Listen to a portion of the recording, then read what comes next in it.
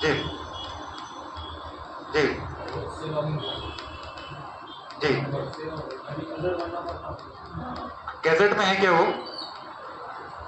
हाँ, तो जो जिसको रजिस्ट्रेशन नंबर मिला है, जिसके पास रजिस्ट्रेशन सर्टिफिकेट है, या जो गैजेट में है, उसको 5 दिसंबर से पहले उम्मीद पोर्टल पर रजिस्टर करना जरूरी है। जी। अगर 1987 की है तो आपने, हो सकता है कि आपने वर्क बोर्ड में रजिस्टर कराए होंगे। अगर आपने कराए होंगे तो आपको उसका रजिस्ट्रेशन सर्टिफिकेट मिला है। ये दोनों अलग अलग है बोला था। जिसके पास रजिस्ट्रेशन सर्टिफिकेट है वो उसको तो करना चाहिए। उसके अलावा जो गैजेट में भी है और जिसका रजिस्ट्रेशन सर्टिफिकेट नहीं मिला है उनको भी करना है। उनका जो है उनका रजिस्ट्रेशन सर्टिफिकेट 1 हफ्ते में मिल जाएगा। अब ये जैसा हम पहला पार्ट किए, उसके बाद आपको नंबर डाल के लॉगिन करना है। अब इसमें आपको आधार कार्ड, आइडेंटिटी प्रूफ यहाँ पर आपको सबमिट करना है।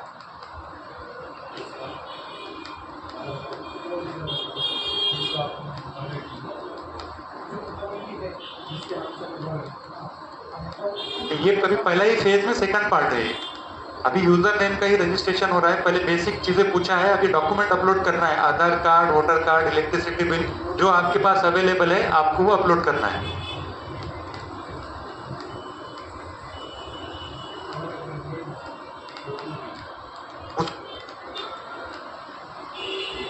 अब वो उसका देखना पड़ेगा सर, क्योंकि वो थोड़ा एक्सेप्ट, उसमें क्या है देखना पड़ेगा उसका भी क्या स्टेटस। ठीक है ना, उसका देख लेंगे ना क्या है। जी, वो बता देंगे ना, इसके बाद बता देता हूँ। गैजेट वो फ्री ऑफ कॉस्ट अवेलेबल है। आप अभी आपके पास मोबाइल है तो महावंश गैजेट डालो, आपको पहले लिंक आ जाती है। आप करके देख लो, मिल जाता है अभी। इसमें 2 चीजें हैं। ये identity proof, address proof compulsory है। फोटो और ये वर्क डीड, अगर आपके पास बोर्ड का ऑर्डर है, अगर आप मुतवल्ली बोल के कर रहे हैं या आप कमेटी बोल के कर रहे हैं तो आपको यहाँ पे अपलोड करना है। आप अगर एज अ वर्क बोर्ड बोल के आप मुतवल्ली अपॉइंटेड है या कमेटी आपकी अपॉइंटेड है तो उसका यहाँ पर आपको बोर्ड का ऑर्डर आपको सबमिट करना है। नहीं रहे तो छोड़ देना है, कंपलसरी नहीं है। ये कंपलसरी नहीं है। वो वर्बली करेंगे तो वहाँ पे कुछ कंपलसरी नहीं है। अगर आपने ऐसा वर्क बोर्ड सेलेक्ट किया है मेरी कमेटी, तो आपको वहाँ पे जो कमेटी का ऑर्डर है वो अपलोड करना है।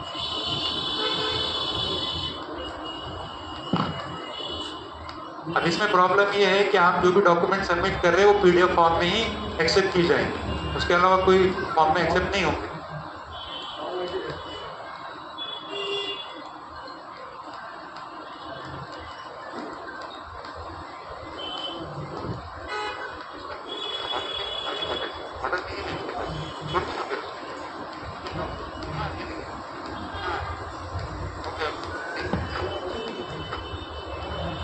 अब देखिए, आपने यूजर नेम का जो पहला पार्ट था हमारा उम्मीद पोर्टल का वो कंप्लीट हो गया। ये पहला पार्ट था। पहले पार्ट में आपने नाम, आपका एड्रेस, आपका एजुकेशन क्वालिफिकेशन डाला, फिर उसके बाद आपने आधार कार्ड, वोटर आईडी कार्ड जो भी था आपका वो सबमिट किया। तो अब ये नाम जो है सादिक मोहिउद्दीन खाजी, इनका यूजर नेम बन गया। ये पहला पार्ट है। इसमें किसी को डिफिकल्टी? जी जी नहीं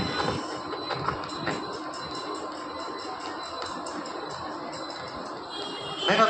अभी कैसा है, हो सकता है 3-4 लोगों ने मिलकर वर्क किया होगा। अब जो देख रहा है कमेटी में 10 लोग होते, 10 लोग तो नहीं कर सकते। कोई भी एक बंदे को करना है, कोई भी कर सकता। मैनेजिंग कमेटी डाले तो वहां पर मैनेजमेंट कमेटी में कितने भी लोग हो सकते हैं, लेकिन वो एक ही बंदे का यूजर नेम बनेगा ना। तो एक ही बंदे से कोई भी कर सकता है, उसमें कोई मसला नहीं है। ये पहला जो पार्ट था हमारा, उसमें किसी को कुछ डिफिकल्टी, बेसिक चीज़ है। तो यूजर नेम का जो हमारा पहला पार्ट है उसमें 2 चीज़ इंपॉर्टेंट है कि आप हो कौन, या तो आप मैनेजमेंट कमेटी है या तो आप मुतवल्ली है, और उसके बाद आपको अपॉइंटेड किसने किया। अगर किसी ने नहीं किया तो आप वर्बली है, या तो कस्टम है, या तो हेरिडिटरी। यही 2 पार्ट में कंफ्यूजन है, बाकी सब सिंपल है। आप जैसा कोई गवर्नमेंट एग्जाम का फॉर्म भरते, पैन कार्ड का फॉर्म भरते, उसी तरीके से बेसिक डिटेल्स पूछा है। इसमें किसी को कंफ्यूजन नहीं। अब अगर ये आप जैसे ही आपका ये पहला यूजर नेम बन जाता है तो आपको ये स्टार्ट हो जाता है कि भाई यहाँ पर आपको ये करना है।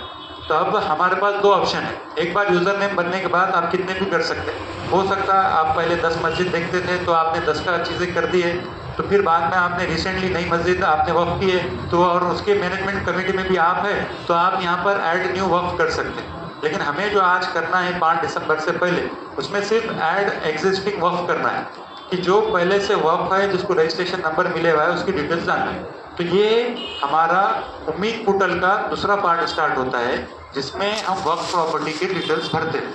तो यहाँ पर कुछ चीज़ें बहुत ज़्यादा थोड़ा इम्पोर्टेंट है, तो अगर किसी को कन्फ्यूजन है तो उसी स्टेज पे मुझे रोक कर पूछिए, क्योंकि नीचे जैसा जाएंगे ना तो वैसा फॉर्म थोड़ा लंबा होते रहेगा, थोड़ा कॉम्प्लिकेट लगते रहेंगे। तो पार्ट वाइज अगर हम डिस्कस करें तो चीज़ें आसान हो जाएंगी।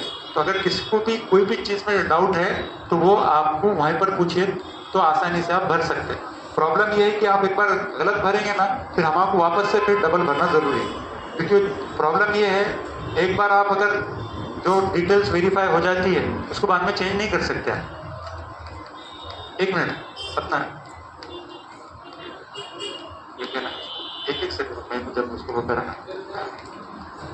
अब ये यहाँ पर तो आप जब क्लिक करेंगे ना ये तो बाय डिफॉल्ट है ये वाला पार्ट, ठीक है।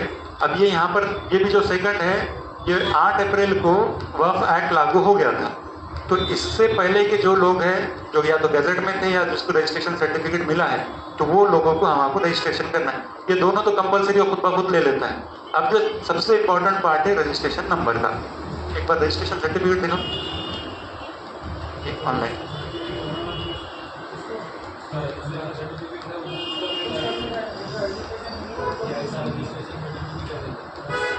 ये आपको रजिस्ट्रेशन सर्टिफिकेट देखना है।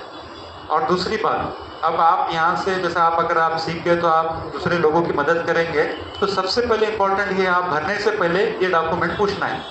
जिसके पास रजिस्ट्रेशन सर्टिफिकेट रहा उसी का आपने काम शुरू करना है, क्योंकि प्रॉब्लम ये होता है कि उनके पास बेसिक डॉक्यूमेंट नहीं रहता है। बाकी सब चीज़ों में यूज़र नेम बना देते हैं, फिर बाद में कन्फ्यूज होते हैं कि भैया तो हमने कर दी है, यूज़र नेम ही बन गया तो लोग बोले कि हमने उम्मीद पे रजिस्टर कर दी। पहले कोई भी फाइल लेने से पहले ये रजिस्ट्रेशन सर्टिफिकेट होना ज़रूरी है, क्योंकि यहाँ पर नंबर है, ये इसका नंबर है 447। क्या है 447। अब ये आप देख लिए ना नंबर क्या है 447। और जो ये एनडीटी है ये है नांदेड़ का कोड। ये बहुत इंपॉर्टेंट है, लोग यहाँ पर गलती कर रहे हैं। आप सर्टिफिकेट देखेंगे तो ये MSPW ये है, इसका फुल फॉर्म है महाराष्ट्र स्टेट बोर्ड ऑफ वक्फ। ये हमारा काम का नहीं है। हमारा जो कोड है नांदेड़ का वो NDD है और ये जो नंबर है ये 447। ये समझ में आ गया। अब हम देखेंगे कि इसको भरना कैसा है। अब जो हमको रजिस्ट्रेशन नंबर हमको जो अपलोड करना है वो 7 डिजिट का है। वो ये जो वहाँ पर नंबर है यहाँ पर थोड़ा उसमें थोड़ा चेंज करके करना है। तो सबसे पहले जो हमारा नंबर यहाँ पर 7 डिजिट का है ये आपको सबसे इम्पोर्टेंट होना ज़रूरी है। सबसे पहले हमारा जो डिस्ट्रिक्ट का कोड है वो फिल करना है। हमारे डिस्ट्रिक्ट का कोड क्या है NDD, तो ये आ गया। अब मसला ये है कि अभी बाकी कितने टोटल 7 है, बाकी कितने हैं 4। अभी हो सकता कि किसी का रजिस्ट्रेशन नंबर 1 रहा, अब लेकिन अपने को फिल करना है 4 स्पेस। तो अपन उसको किस तरीके से करेंगे 0001। ये सबसे इम्पोर्टेंट है। अगर ये नंबर आप गलत डालें तो बाकी का कुछ भी सबमिट नहीं होगा। सबमिट हो जाएगा लेकिन वो आपका रिजेक्ट हो जाएगा। अभी जो हमारा जो रजिस्ट्रेशन नंबर है वो है 447। अब वहाँ पर 4 स्पेस बाकी थे, 4 में से 3 का नंबर है, अब 1 स्पेस नहीं है, उसमें जितने स्पेस बाकी उसमें 0 ऐड करना पड़ेगा। जो NDD कोड है वो 3 डिजिट का है, जो नंबर है वो 4 डिजिट का है। हमारे पास जो रजिस्ट्रेशन नंबर है 447 ही है, लेकिन हमको जो वहाँ पे सबमिट करना है वो 4 डिजिट का है, इसलिए हमने उसको 0 लगाकर 447 कर। ये किसी को समझता है? इसमें किसी को डाउट? किसी का हो सकता है कि 20 नंबर है तो उसने 2 0 लगाना पड़ेगा, NDD 0020।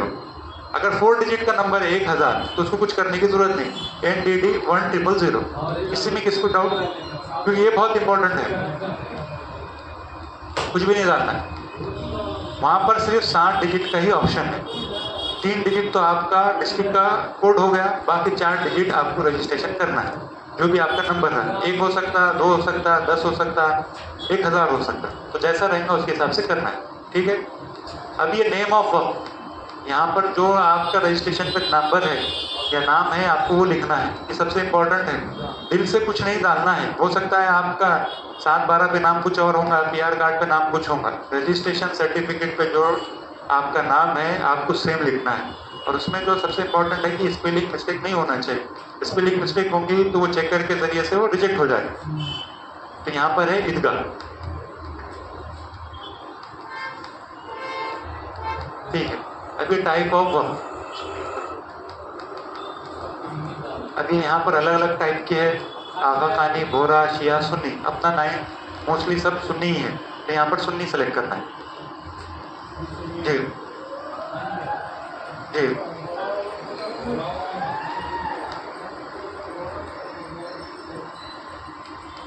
कौन सा?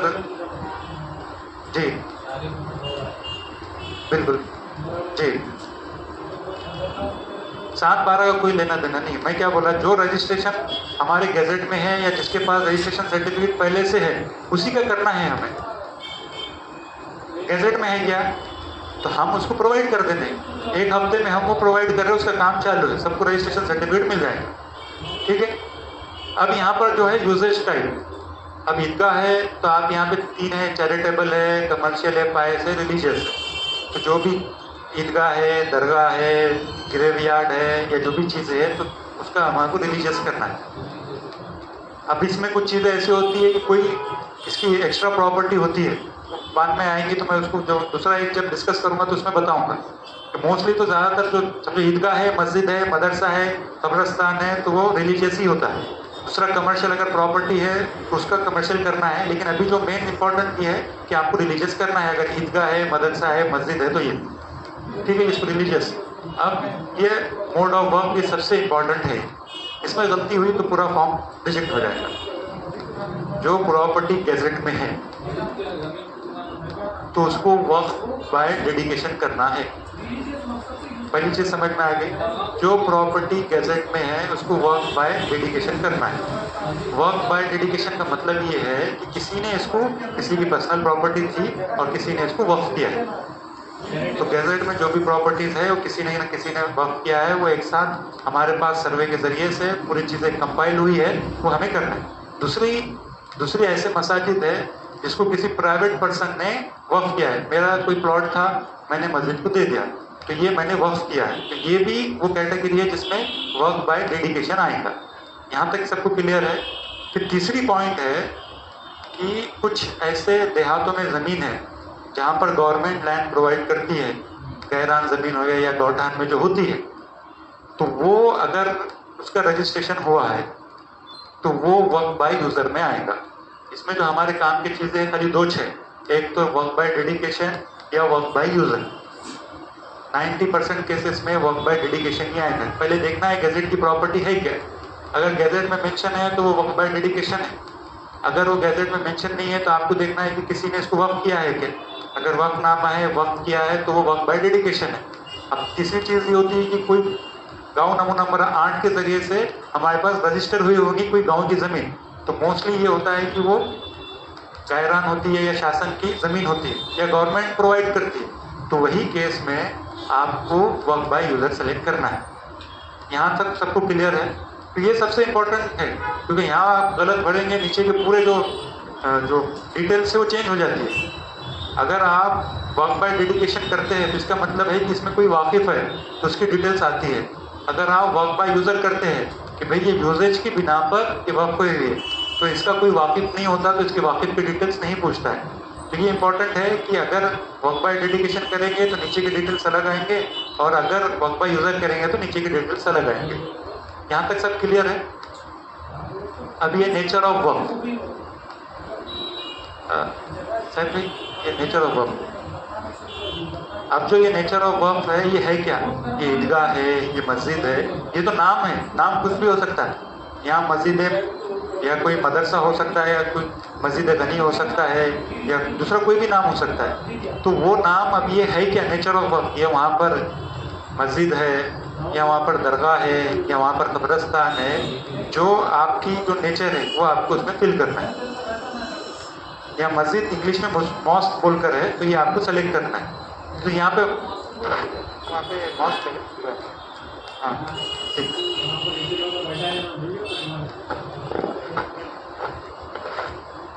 तो यहाँ पर आप है ना सिर्फ एक ही सेलेक्ट कर सकते हैं। तो जहाँ पर भी मस्जिद है या दूसरे के साथ कोई भी नाम तो आपने मॉस्क ही सेलेक्ट करना है। तो क्योंकि वो सबसे प्रोमिनेंट है। बाकी सब चीज़ें उसके एक्स्ट्रा में होती है कि नमाज रोज होती है और मदरसा भी चलता है तो एक उसके साइड में चलता है, लेकिन जो मेन पर्पज़ है उसका वो मस्जिद का है।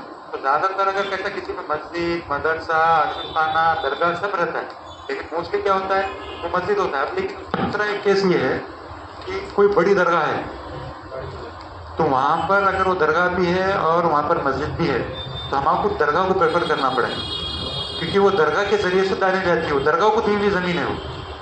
ठीक है, जामा मस्जिद है, जामा मस्जिद बोले तो ये तो मस्जिद के लिए दी हुई थी, उसमें कोई दूसरा नहीं है।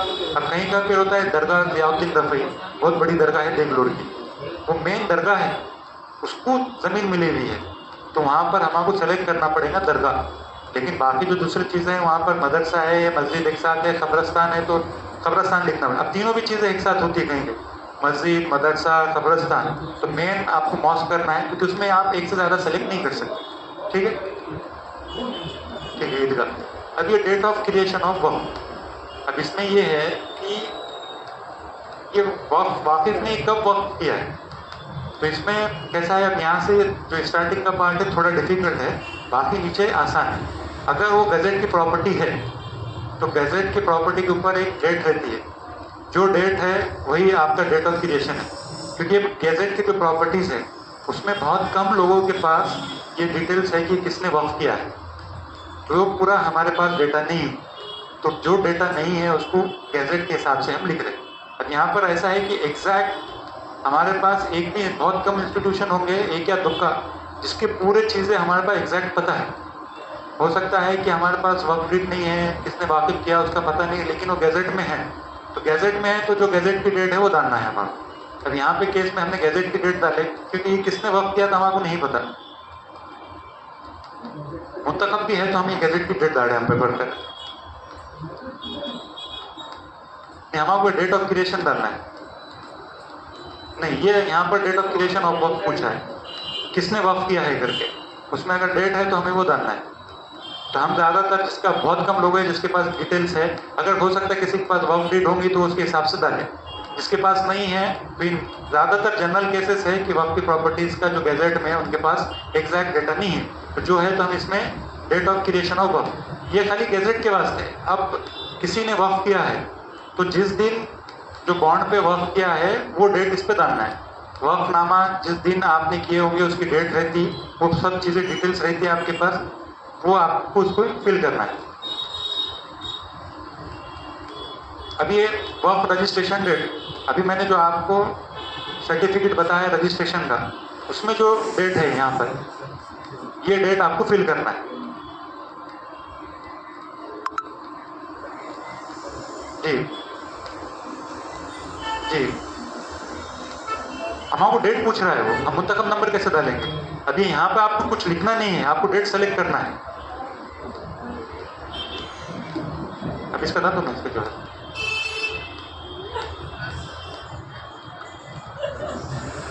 जी, गैजेट में जो प्रॉपर्टी है उसको वक्फ बाय डेडिकेशन करना है, कुछ भी रहने दो, वक्फ में गैजेट में जो भी प्रॉपर्टी है, क्योंकि गवर्नमेंट ने, गैजेट का मतलब क्या है, गवर्नमेंट ऑफ महाराष्ट्र ने एक सर्वे कमीशन बिठाया था, उसने पूरा सर्वे किया था वक्फ की प्रॉपर्टीज़ कौन से हैं, फिर उसके बाद गैजेट निकला है, जो गैजेट है वो गवर्नमेंट ऑफ महाराष्ट्र ने खुद एक्सेप्ट किया है कि ये जो ज़मीन है ये वक्फ की प्रॉपर्टीज़ है, तो ये गवर्नमेंट ने खुद एक्सेप्ट किया, तो जो भी गैजेट की प्रॉपर्टीज़ है ये वक्फ बाय डेडिकेशन में आएंगे। जो ज़्यादातर जो वक्फ बाय यूज़र उन उसमें आता है जिसके पास नमूना नंबर 8 की वजह से वो रजिस्टर हुआ है, गैरान ज़मीन रहती है या शासन की ज़मीन रहती है वो जो रहती है उसमें वो आएगा। तो यहाँ पर आप देखिए जो रजिस्ट्रेशन डेट है जो सर्टिफिकेट पे है वो है, फिर अभी यहाँ पर डिटेल्स ऑफ वक्फ डीड, वक्फनामा, इसको आपको यस करना है। अब यहाँ पर यस करने के बाद आपको ये फाइल करना है, तो फाइल में रजिस्ट्रेशन की जो भी आपको डिटेल्स मिलती है, रजिस्ट्रेशन सर्टिफिकेट मिलता है, कोई बार डॉक्यूमेंट बताओ, ये है रजिस्ट्रेशन सर्टिफिकेट, इसके साथ एक और एक सर्टिफिकेट आता है जो ये जोड़ पत्र आता है, ये जोड़ पत्र बहुत इंपॉर्टेंट है।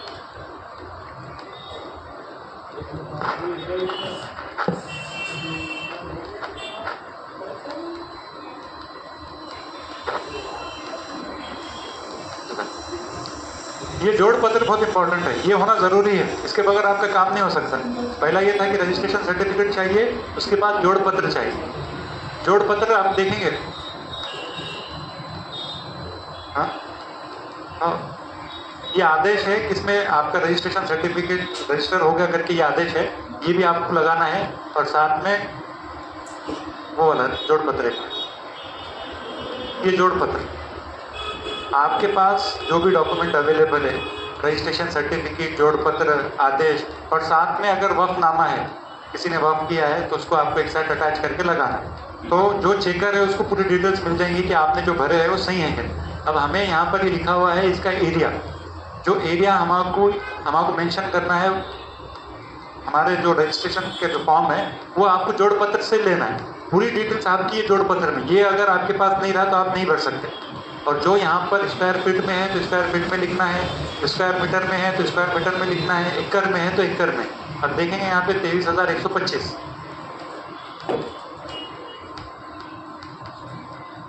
अब यहाँ पर आपको ये unit of measurement square feet है, स्क्वायर मीटर है, एकड़ है, उसके हिसाब से करना है। स्क्वायर फीट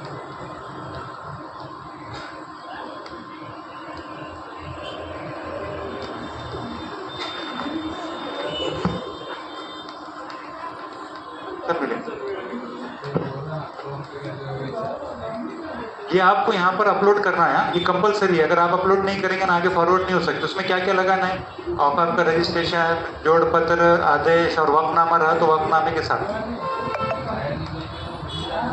ये आपने डिटेल्स भरना है। ये ऑटोमेटिक ये एकर्स में ये खुद ब खुद कन्वर्ट करता है, ठीक है।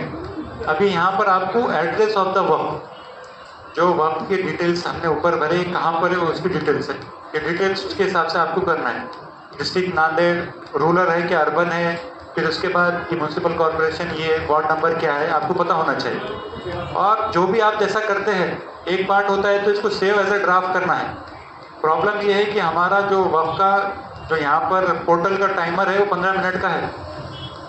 आप 15 मिनट आप करते रहेंगे और अगर आपने सेव नहीं किया तो आप लॉग आउट हो जाएंगे, आपको फिर से पूरी डिटेल्स भरना है। तो इसके लिए ऑप्शन दिया हुआ है कि आप जैसे भी हुआ सेव एज अ ड्राफ्ट करेंगे, तो अब अगर आपका लॉग आउट होता है तो भी आप जहाँ पर आपका हो गया था तो आप वापस कंटिन्यू कर सकते हैं, ठीक है। अब ये आ गया कि आपका जो वक्फ का जो इंस्टीट्यूट है वो कहाँ पर है, उसका सर्वे नंबर हो सकता है, उसका CTS नंबर हो सकता है, या उसका 7/12 की डिटेल्स होती है। जो डिटेल्स आपकी अवेलेबल है वो आपको डालना है। मोस्टली तो जो गैजेट की प्रॉपर्टी है उसका मेंशन हो जाता है उसके अंदर, नहीं रहा तो वो जो वहाँ पर रहने वाले लोग हैं जो सबमिट कर रहा है या जो यूज़र ने उसको पता होता है होगा, तो आपको जो है डॉक्यूमेंटेशन तो वो डालना है। अगर सपोज नांदेड़ डिस्ट्रिक्ट सिटी की है तो वहाँ पर CTS नंबर होगा तो वो आपको डिटेल्स डालना है। जहाँ पर डिटेल्स अगर हो सकता है ये सब करने के बाद भी आपको नहीं मिले तो वहाँ पर NA डालना है, नॉट अवेलेबल। कोशिश कीजिए कि आपको मिल जाए, जितना हम डिटेल्स में भरेंगे उतना अच्छा है हमारे लिए। अगर इन केस अगर नहीं होता है तो आप उसको NA डाल के कंटिन्यू कर सकते हैं।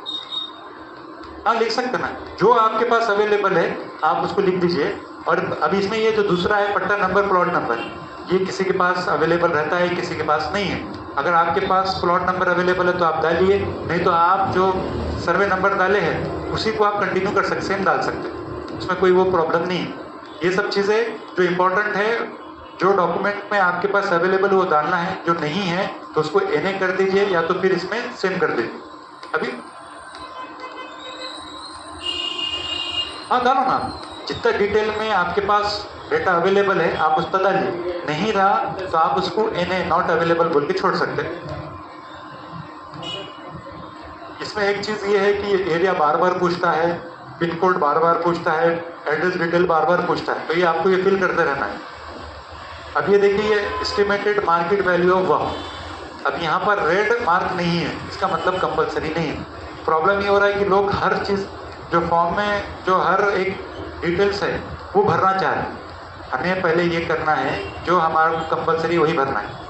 अब एस्टिमेटेड वैल्यू निकालने के लिए बहुत टाइम जाता है, उसकी ज़रूरत भी नहीं है, तो उसको फिल नहीं करना है। अगर नहीं है आपके पास छोड़ देने का, ये आप यहाँ पर रेड मार्क नहीं है करके आप छोड़ सकते हैं। अब जैसा आपको बाउंड्रीज डालना है वो आप छोड़ नहीं सकते, चतुर्सीमा तो कंपलसरी है, तो आपको डालना ही है। जहाँ पर कंपलसरी है आपके पास डेटा अवेलेबल नहीं है तो वहाँ पर आप NA डाल सकते हैं, नॉट अवेलेबल करके। ये जो भी डिटेल्स है चतुर्सीमा वो आपको जोड़ पत्र में आपको दिख जाएंगे, वो लेना है, उसके हिसाब से आपको फिल करना है। अगर आपके पास डॉक्यूमेंट अवेलेबल है, रजिस्ट्रेशन सर्टिफिकेट, जोड़ पत्र या वक्फनामा, तो आप बहुत आसानी से भर सकते हैं। तो मेरी गुजारिश ये है कि कभी भी स्टार्ट करने से पहले फोकस आप उनको पूरे डॉक्यूमेंट जमा करने के लिए कीजिए, जब आए उसके बाद ही आप काम कीजिए। नहीं तो फिर कैसा वो स्टार्ट हो जाता है, वक्फनामा नहीं रहता है, उसमें डेट नहीं रहती है, उसके बाद से रुक जाता है। जी सब मिलेगा, जी जी मिल जाएगा। ये सेव एज अ ड्राफ्ट करते रहना है, और यहाँ पर जो चीज़ें उन्हें पूछ रहा है जो हमारे पास डिटेल नहीं है तो उसको स्किप करते रहना है। अभी एक ऑप्शन है लीजिंग ऑफ द वक्त। अगर आपकी प्रॉपर्टी आपने लीज की है, वो भी लीगली, आपके पास पूरा डेटा है तो आपने डालना है। हो सकता है हमारे पास सब खाली ज़बानी है तो आपने नो कर देना है। अब इसमें कैसा है, आप जैसे यस करते हैं तो चीज़ें बढ़ जाती हैं कि उसमें कौन था, किसका था, कितनी इनकम थी। ये आप अगर आप यस करते हैं तो लीजिंग ऑफ वक्त कौन किया, पार्शली है कि फुल्ली लीज है, ये आप अगर फुल्ली जो वक्त के लीज रोल है उसके हिसाब से करते हैं तो उसके हिसाब से भरना है। ज़्यादातर मसाजिद में नहीं है तो आपको उसको नो करना है। अब इसके बाद है इनकम ऑफ द वक्त। अब यहाँ पर जो उम्मीद जो पोर्टल है उसमें 3 साल का आपको भरना है। अब मसला ये है कि 99% लोगों के पास ऑडिट नहीं किया हुआ है। जिसका ऑडिट है तो उसके हिसाब से आप भर सकते हैं। अब जिसके पास नहीं है तो डायरेक्ट इसमें 2024-25 सेलेक्ट करना है, इनकम को 0 करना है, फिर ये सेलेक्ट एक्सपेंडिचर, यहाँ पर नो एक्सपेंडिचर करना है। फिर यहाँ पर एक चीज़ पूछता है ये लास्ट वाली, एक्चुअल आपने वक्त पर कितना भरा है उसको 0 करना है। अब इसमें प्रॉब्लम ये है कि ये जो कैलकुलेशन कर रहा है और जो हम ऑफिशियली जो हमारे पास ऑफलाइन होता है वो अलग अलग है। इसमें जो है वो 7% के हिसाब से, अभी हम 5% के हिसाब से लेते हैं। तो ये एनुअल इनकम की डिटेल्स आपके पास है, प्रॉपर आपने ऑडिट किया है तभी भरना है, नहीं है तो आप उसको 0 डाल के कंटिन्यू कर सकते हैं। क्योंकि इनकम ऑफ द प्रॉपर्टी का अभी उतना हमारे पास डेटा नहीं है, लोगों ने ऑडिट नहीं कराया है, तो उसके लिए परेशान नहीं होना है। अगर आप 0 डालेंगे तो एज अ चेकर उसको एक्सेप्ट कर लेना। अगर आपने प्रॉपर ऑडिट किया हुआ है, आपके पास पूरे डॉक्यूमेंट है, तो आप उसके हिसाब से भरना है। अगर आपके पास नहीं है, क्योंकि इनकम में आपको कंपलसरी लिखना है, आपके पास नहीं है तो आप उसको 0 डाल के आगे कंटिन्यू कर सकते हैं। अब जो 5वां पॉइंट है कि जो आपकी प्रॉपर्टी है जहाँ पर वक्त की मस्जिद है, दरगाह है, वो गवर्नमेंट की है क्या नहीं। तो वो अगर गवर्नमेंट की है तो वो यस करना है, नहीं तो नहीं करना है। तो मोस्टली हमारे पास जो भी है वो नो ही करना है। ये वाले यस करें तो फिर चीज़ें बहुत डिटेल्स पूछता है कि कौन है क्या है। तो हमारे पास जो भी वक्त प्रॉपर्टी है वो किसी गवर्नमेंट की प्रॉपर्टी नहीं है तो उसको नो ही करना है। फिर इंक्रोचमेंट में अगर कोई आपके पास इंक्रोच किया है तो उसकी डिटेल्स डालना है। अब यहाँ पर ये पूछता है कि ये इंक्रोचमेंट एलियनेशन हो गया, हमेशा के लिए वहाँ पर हो गया, या इंक्रोच हुआ है, तो उसका अगर सेलेक्ट करेंगे तो डिटेल्स पूछेगा कितना इंक्रोचमेंट एरिया है, तो उसका नाम क्या है, उसका एड्रेस क्या है। ये अगर आपके पास नहीं है तो उसको नो करना है, आगे कंटिन्यू करना है। जी नहीं, नो करना है उसको नो करना है, क्योंकि वर्क बाय यूजर से वैसा वर्क कंसिडर हो गई ना। जी जी, उसमें दो उसमें टाइप हो जाते हैं। कुछ लोगों ने वक्त किए हुए रहते फिर मस्जिद का नाम चढ़ा देते तो नमूना नंबर 8 पे आ जाता है, और कुछ ऐसे रहते जो गैरान रहते या गवर्नमेंट की तरफ से मिले हुए रहते। तो नहीं, दोनों को नहीं। अगर कोई वाकिफ है जहाँ पर भी तो वहाँ पर वक्त बाय डेडिकेशन ही होगा। अगर वो गैरान की ज़मीन है और या शासन की है तो उसके में सिर्फ वक्त बाय यूज़र होगा। हाँ सफिशेंट है, क्योंकि वह उसके हिसाब से हमने उसको कंसिडर करके रजिस्ट्रेशन किया है ना। फिर उसके बाद लिटिगेशन कहीं पर चालू है, किसी केसेस चालू रहेंगे तो आपको यस करेंगे तो आपको पूरा पूछेगा कि आपका केस कहाँ पर है, ट्रिब्यूनल में है, सिविल कोर्ट में है, तो नेचर ऑफ केस क्या है, ये सब चीज़ें डिटेल्स आपको भरना है। बहुत सारे केसेस हमारे पास है जो किसी का लिटिगेशन नहीं चढ़ा, बहुत डिस्प्यूट में है या कुछ चीज़ें चल रही है तो उनका है। यहाँ पर जो डिटेल्स पूछा है वो आपको कंपलसरी जो बंदा आपके पास आ रहा है उससे मंगवाना पड़ेगा, उसमें ऑर्डर लगेगा, जो भी चीज़ें हैं, केस नंबर, ये सब चीज़ें आपको उसके हिसाब से फिल करना है। हाँ, डालना ज़रूरी है।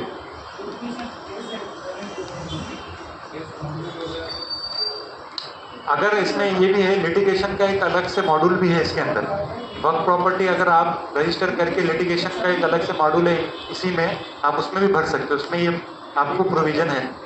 तो ज़्यादातर लोगों का लिटिगेशन नहीं है तो उसको नो करके आगे करना है। अब ये लैंड रेवेन्यू रिकॉर्ड्स, अगर आपके पास 7/12 है या PR कार्ड है, उसकी डिटेल्स पूछता है तो ये आपको यहाँ पर फिल करना है। जो भी चीज़ है आपकी, PR कार्ड रहा तो PR कार्ड का नंबर, फिर यहाँ पर उसका एड्रेस, जो फिर लास्ट में ये अपलोड करना है। अपलोड कंपलसरी नहीं है, हो सकता है कि आपके पास नहीं है, किसी के 7/12 पे, या आपके पास PR कार्ड ही नहीं है, या आपके पास 7/12 नहीं है, तो जो आपके पास है, तो यहाँ पर हमने ऊपर जो अवेलेबल करके दिए थे कि सर्वे नंबर ये है या गेट नंबर ये है, तो वही आपको आगे कंटिन्यू करना है। यहाँ पर एक चीज़ है कि सर्वे नंबर बार बार पूछता है, लैंड रेवेन्यू रिकॉर्ड में भी पूछता है, बाउंड्रीज भी वो पूछता हो, जो आपने ऊपर डाले हैं वही नीचे डालना है। एक बार जो एरिया आपने मेंशन किया है फर्स्ट पेज में, तो वही आप नीचे कंटिन्यू करेंगे, बाउंड्रीज भी सेम रहेंगे।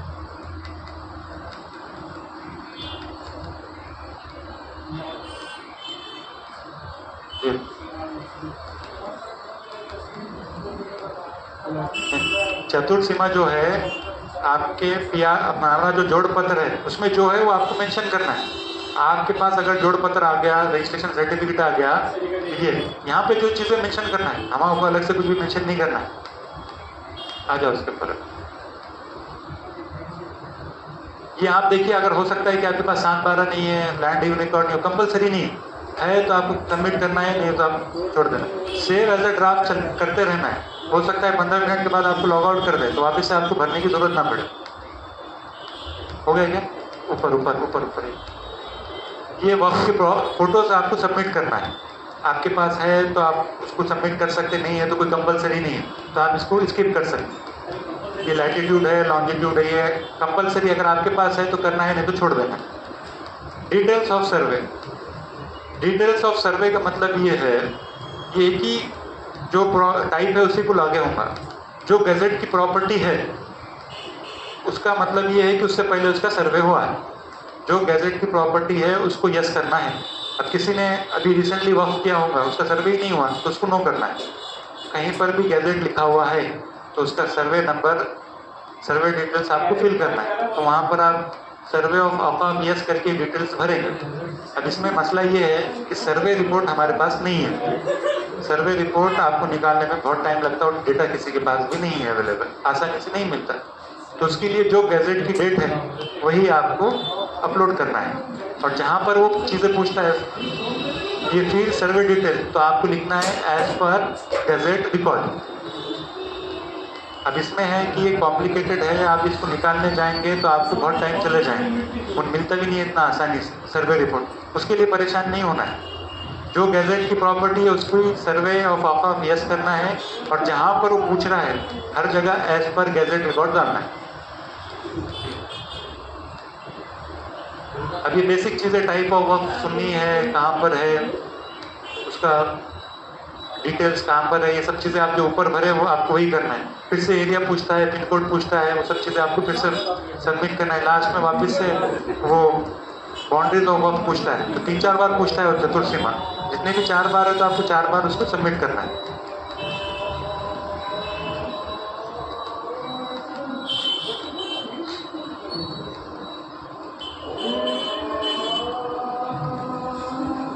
और सेव एज अ ड्राफ्ट करते रहना है।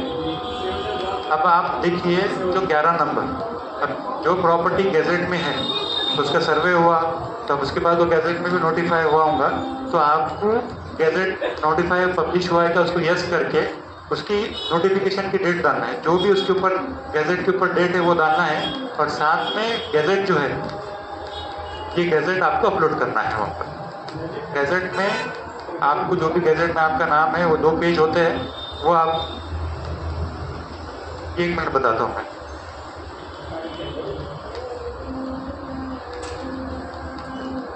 ये यहाँ पर डेट होती है, ये ऊपर वहाँ पर, अगर आप वहाँ पर भी नहीं भी देखें तो आपके जोड़ पत्र में मेंशन होती है।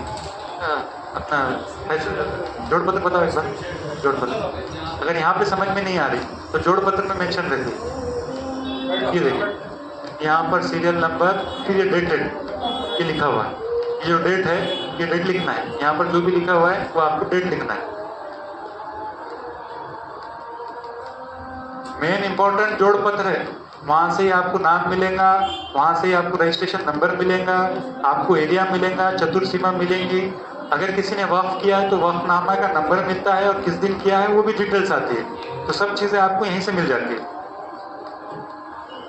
जी। ठीक है ना। कुछ चीजें हैं जहाँ पर एक्सेप्शन है कि किसी का किसी वजह से रुक गया है तो वो उसको एक्सेप्शनल आप ऑफिस पे आए उसका। हाँ अच्छा नहीं तो मिल जाएगा ना वो। आप जी जी आप ऑफिस में आइए, आप कांटेक्ट कीजिए, हम उसको प्रोवाइड करके देंगे। तो यहाँ पर ये गैजेट की जो कॉपी है आपको उसको अपलोड करना है। ये हो गया 11 नंबर। 11 नंबर में किसी को प्रॉब्लम 10 और 11 नंबर उसी के लिए एप्लीकेबल है जो गैजेट में है प्रॉपर्टी। जो नॉर्मल प्रॉपर्टी है किसी ने वक्फ किया उसको नो करना है। अगर किसी ने वक्फनामा देख के प्रॉपर्टी औकाफ में रजिस्टर की है तो उसको नो करना है। तो यहाँ पर सर्वे भी नो होगा और साथ में गैजेट में है तो वो भी नो होगा। 12 नंबर ये डिटेल्स ऑफ म्यूटेशन। अब इसमें प्रॉब्लम ये है कि अगर आपका जो इंस्टीट्यूट का नाम है अगर वो 7/12 पे या पीआर कार्ड पे नाम आपका हो है तो ही आपने म्यूटेशन यस करना है। इनका है क्या जो प्रॉपर्टी है अगर मस्जिद उस्मानिया है सपोज तो उसके पीआर कार्ड का जो है उसमें मस्जिद उस्मानिया अगर नाम है हाँ नहीं है तो नो करना है। इसका मतलब ये है कि उसका नाम चढ़ गया है। जो मस्जिद के इंस्टीट्यूट का नाम है वो 7/12 पे पीआर कार्ड पे है। अगर आपका नाम है तो आपको यस करके जो भी डिटेल्स है उसमें फिल करना है। हो सकता है अब उसमें जो जिसने ऑर्डर किया है कि भाई ये नाम चढ़ाओ करके उसके डिटेल्स पूछ रहा है। अगर आपके पास अवेलेबल है तो ठीक है, अगर नहीं है तो as per PR card record as पर 7/12 रिकॉर्ड ये फिल करना है तो आपने करना है। जहाँ डिटेल्स नहीं है जहाँ पर हम डिटेल्स नहीं है वहाँ पर एज पर गैजेट रिकॉर्ड डाल रहे हैं तो लैंड रेवेन्यू रिकॉर्ड में अगर डिटेल्स पूछ रहा है तो उसको एज पर जो भी है पीआर कार्ड रिकॉर्ड एज पर 7/12 या दूसरा जो भी आपके पास अवेलेबल उसके हिसाब से करना है। अभी लास्ट का पार्ट है कि वाकिफ की डिटेल्स पूछ रहा है। अगर वो वर्क बाय डेडिकेशन करेंगे तभी ये वाकिफ की डिटेल्स आएंगी। अगर आप वहाँ पे वर्क बाय यूज़र करेंगे तो यानी वो यूज़ के बिना पे वक्फ हुआ है, इसका मतलब वहाँ कोई वाकिफ नहीं था तो उसमें ये आपको ऑप्शन देता ही नहीं है। तो इसलिए जो सही है कैटेगरी भरना तो आपको इसमें करना है। अब जैसा है वाकिफ की डिटेल्स जो वक्फनामा किया है उसमें तो आपको डायरेक्टली मिल जाएगा कि किसने वक्फ किया था। अब इसमें ये हो सकता है कि एक लोग भी कर सकते हैं, 4 लोग भी कर सकते हैं। तो यहाँ पे ऐड मोर करके ऑप्शन है। जितने लोग हैं 4 लोग हैं, 4 लोगों ने वक्फ की है तो 4 लोगों का नाम आएगा। अगर एक है तो एक आएगा। अब जो गैजेट की प्रॉपर्टीज़ है तो हम उसको वर्क बाय डेडिकेशन कर रहे हैं तो उसके वाकिफ की डिटेल्स होना ज़रूरी है। अब हमारे पास खाली गैजेट है उसमें वाकिफ की डिटेल्स नहीं है तो हम आपको यहाँ पर लिखना है as per gazette record. As per gazette जहाँ पर कंपलसरी है, first name compulsory, last name compulsory, middle name नहीं है तो छोड़ देना है। जो प्रॉपर्टी वर्क बाय डेडिकेशन से है और जो प्रॉपर्टी गैजेट में है उसमें वाकिफ की डिटेल्स कंपलसरी है।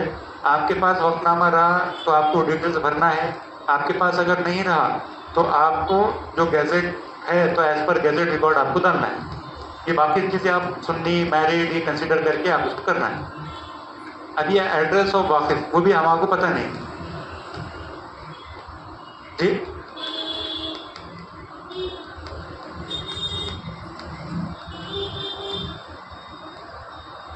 एड्रेस जो अभी करंट एड्रेस है वही डालना है उसके अंदर।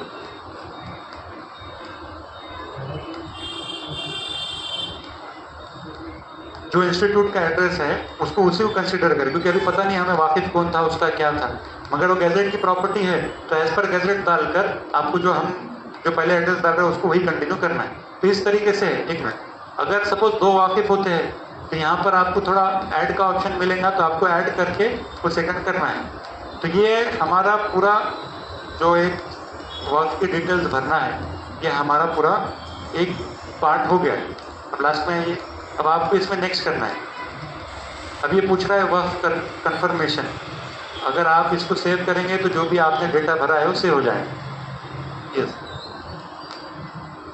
अब ये एक चीज़ है, अब जो हमारे पास जो हमने प्रॉपर्टी डिस्कस करे वो ईदगाह थी, उसका एक एरिया था और उसका हमने पूरे डिटेल्स भर दिए। एक बार जोड़ पत्र बताओ। अब जोड़ पत्र में आप देखेंगे कि इनका एरिया 23,125 स्क्वायर फीट है, तो हमने ये एरिया लेके ईदगाह बोल के पूरे डिटेल्स भर दिए। ये अगर ऐसा ही केस है और नीचे जो यहाँ पर लिखा हुआ है इतर माल मत्ता, इसके अलावा और क्या प्रॉपर्टीज़ है, अगर उसकी डिटेल्स नहीं है तो आपको यहाँ पर कोई ऐड प्रॉपर्टी करने की ज़रूरत नहीं है। लेकिन कुछ ऐसे मसाजिद है, दरगाह है, उसको 50 एकड़ 40 एकड़ अलग अलग सर्वे नंबर में ज़मीन है, वो अगर ज़मीन रही तो हम आपको ऐड प्रॉपर्टी करना पड़ेगा। अगर यहाँ पर नीचे ज़मीन नहीं है तो आपको ऐड प्रॉपर्टी नहीं करना है। अगर यहाँ पे हो सकता है एक सर्वे नंबर 20 दिया वाला है और उसकी एरिया 30 एकड़ है, अगर यहाँ पर है तो हम फिर ये करने के बाद उसमें ऐड प्रॉपर्टी करेंगे और प्रॉपर्टीज़ की डिटेल्स डालेंगे। अब यहाँ पर आप देखिए, यहाँ पर कोई प्रॉपर्टी नहीं है तो यहाँ पर कोई करने की ज़रूरत नहीं है। अब वो जी, अभी हमें जो है ना जोड़ पत्र में जो है उसके हिसाब से करना। हो सकता है वहाँ पे एग्जिस्ट ही ना करे, हो सकता है वहाँ पे कुछ भी नहीं है, वो कोई मैटर नहीं करता। हो सकता है वहाँ पे इंक्रोचमेंट, अब ऐसा है कि जो गैजेट की प्रॉपर्टीज़ है उसको 20 एकड़ 30 एकड़ अलग अलग जगह ज़मीन है, लेकिन प्रॉब्लम ये हुआ है कि सालों से वहाँ पे इंक्रोच है, वो अब उनके कब्जे में नहीं है, तो वो आपको इंक्रोचमेंट में डालना पड़ेगा डिटेल्स। अगर ऐसा है तो आप उसमें डालिए, लेकिन यहाँ पे तो आपको पूरा डिटेल्स आपको डालना पड़ेगा। आपके कब्जे में हो या मत हो, ऐड प्रॉपर्टी करके आपको वो सब चीज़ें ऐड करना पड़ेगी, जितने भी सर्वे नंबर है, जितना भी एरिया है। तो अब यहाँ पर हमारे को कोई प्रॉपर्टी ऐड नहीं करना है, तो यहाँ पर नो करके फिर इसको हम एंड करेंगे। जी जी जी जी। तो हमारे पास एक ऐसा केस हो सकता है कि पहले मस्जिद के लिए एक प्लॉट लिए थे, वहाँ पर मस्जिद तामीर हो गई, उसके हिसाब से रजिस्ट्रेशन बन गया और उसका जोड़ पत्र भी बन गया। अब कुछ वक्त के बाद वहाँ पर 2 प्लॉट आपने और ख़रीद लिए मस्जिद के वसी करने के लिए, तो अभी आपके पास, अगर आपके पास वो जोड़ पत्र में ऐड नहीं है तभी आपको जो जोड़ पत्र में है वो ऐड करना है। इसके बाद आपको नया नेक्स्ट मॉडल आएगा, इसके अंदर एक और चीज़ें ऐड होंगी। इसके बाद जहाँ पर आपको 41 करने का आपको मौका मिलेगा, ये अभी डेवलपमेंट स्टेज में, तो फर्स्ट प्रोसेस जो है रजिस्ट्रेशन का है। इसमें आप जो वक्त का नाम भी चेंज कर सकते, बाद में कोई प्रॉपर्टी ऐड भी कर सकते, वो आपका अमेंडमेंट ऑफ वक्त जो है सेक्शन 41 के तहत आप बाद में ऐड कर सकते। उसमें कोई प्रॉब्लम ये है कि अगर आपकी ज़मीन होंगी वहाँ पे दो प्लॉट एक्स्ट्रा है, लेकिन अगर जोड़ पत्र में नहीं है तो आपको ऐड नहीं करना है अभी, क्योंकि हमारे पास अब आप ऐड कर लेंगे लेकिन वो जोड़ पत्र में दिखाएंगे नहीं ना, वेरीफाई कैसा करेंगे हम? हमने वेरीफाई करना ज़रूरी है ना। आपके हिसाब से वो वक्त प्रॉपर्टी है कि वो 2 मस्जिद के लिए, लेकिन हो सकता है वो किसी ने वक्फ ही नहीं किया होगा, वो किसी और की प्रॉपर्टी हो सकती, पर्सनल प्रॉपर्टी हो सकती। जब तक जो जोड़ पत्र में है उसके अलावा आपको कोई भी दूसरी चीज़ ऐड नहीं करना है। जो जोड़ पत्र में है वही डॉक्यूमेंट के हिसाब से करना है, क्योंकि जो डॉक्यूमेंट आप अपलोड करेंगे वो चेकर के पास आएंगे, चेकर वो डॉक्यूमेंट देख के वेरीफाई करेगा। उसके अलावा अगर कोई भी एक्स्ट्रा इन्फॉर्मेशन रहेंगी जिसके पास आपका पुरावा नहीं रहेगा तो आप रिजेक्ट हो जाएंगे। अब ये इसके बाद आप पूरी डिटेल्स भरते हैं, तो ये जो वाकिफ जो यूज़र नेम है उसके लिए है कि अब ये अलग अलग पनिशमेंट है कि आपको कभी आप ये अंडर सेक्शन 61 के आपको रिमूवल ऑफ मुतवल्ली हुआ है, या और जो दूसरे हैं कि आपको UAPA लगा है कि आप पहले कोई रिमूव हुए हैं या आपने इंक्रोचमेंट किया है, तो ये आपका जो भी डिटेल्स है वो आपको भरना है। इनको पूछ के देखो। हाँ नहीं तो हाँ, अगर हो सकता है कि भाई आपका इंक्रोचमेंट के अंदर आपके ऊपर केस हुआ हो और आपको उसके अंदर वो हुआ है, तो जो डिटेल्स उसमें पूछा है वो आपको फिल करना है, यस नो करना है। अगर आप किसी में भी यस करते हैं तो आपको, अब यहाँ पर लिखा है कि आप 2 साल से कम आपके अंदर कोई उसमें ऑफेंस में आपको इम्प्रिजमेंट हुआ है कि अगर हुआ है तो आपको यस करके वो डिटेल्स लिखना है, क्योंकि आप ये डिक्लेरेशन है। हो सकता है बाद में जाके अगर आप गलत इन्फॉर्मेशन देंगे तो बाद में वो आपका वो हो सकता है कि आपको सब चीज़ें पूछता है। अगर आप यस करते हो, जो चीज़ आपके एप्लीकेबल है वो आपको यस करना है, जो नो है वो नो करना है।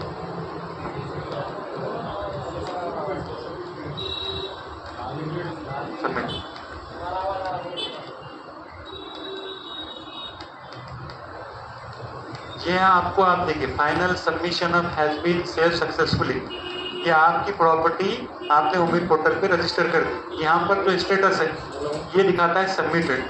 अगर आप ड्राफ्ट करके छोड़ दिए यस करके, कुछ इन्फॉर्मेशन की वजह से नहीं थे आपके पास, तो आप उसको बाद में भी कर सकते हैं इसको कि भाई आपने डॉक्यूमेंट नहीं थे आपके पास, जितने थे आपने कर लिए, तो यहाँ पर आपको स्टेटस आपका ड्राफ्ट बताएगा।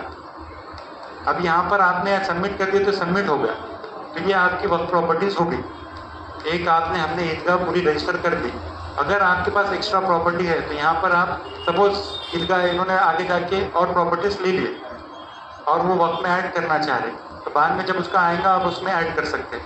और दूसरी चीज़, अगर किसी को सर्वे नंबर नीचे है, किसी की माल मत्ता है 6 या 50, उसकी 50 एकड़ ज़मीन है, तो आप यहाँ पर आप ऐड करिए, इसको ऐड करो।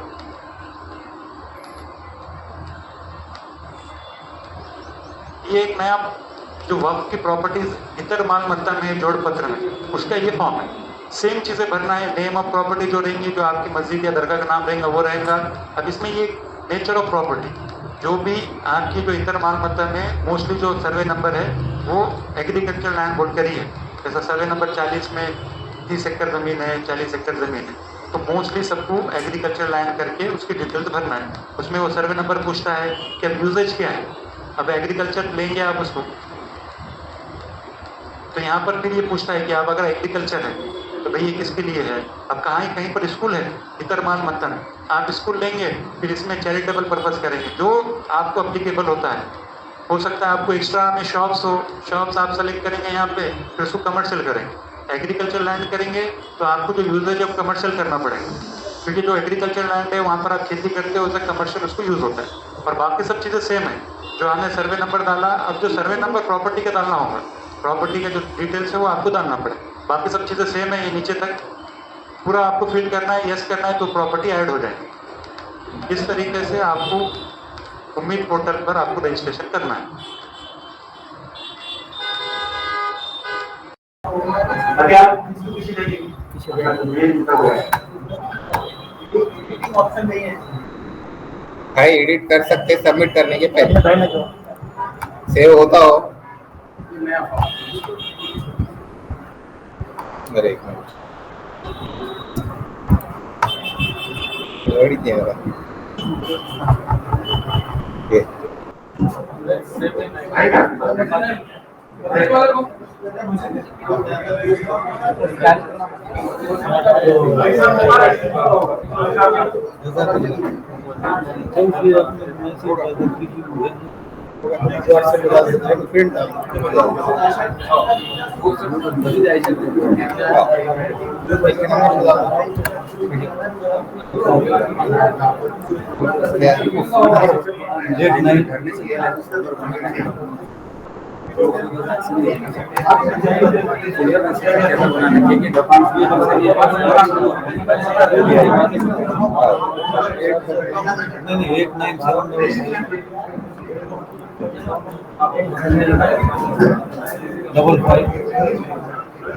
नहीं 8974 755 95